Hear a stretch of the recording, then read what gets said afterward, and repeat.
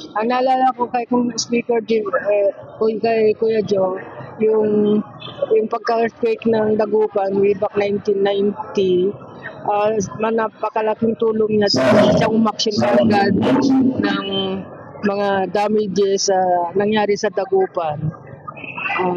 Inaksyonan niya kaagad through the President.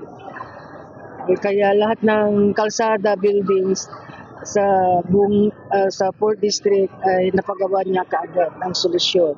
Hindi ka namin makakalimutan, Speaker, dahil sa tulong mo sa mga pagmamahal mo sa mga Dagupenyo. We miss you so much, Speaker. Yes, sir, magandang umaga, sir. Bong Bolivar ng Bomborado, Dagupan. Pakilala muna kayo, sir. Ako po si Armando Garcia, naging aquaculturist ng Pangasinan State University Binmali Campus. At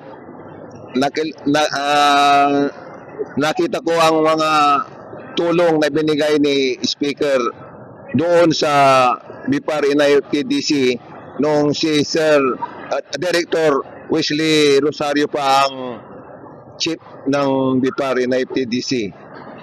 Marami siyang mga buildings na ipatayo doon para magamit ng mga magsi-seminars sa bangus culture, sa iba't ibang anggulo ng fisheries.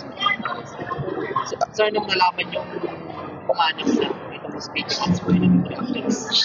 Siyempre, nakakalungkot dahil wala na ang kinikilalang naging ama ng Dagupan City at ng Karatig munisipyo na nasasakupan ng kanyang panunungkulan.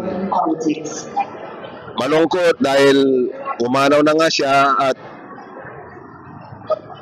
pero sa bandang huli, mas maganda rin na mamahinga na siya dahil medyo matanda na si Speaker. So, nakita natin na marami siyang naging ambag, hindi lang sa Pangasinan, hindi sa buong. Oo, marami siyang naging ambag talaga. Kaya hindi namin malilimutan ang kanyang panunungkulan, serbisyo.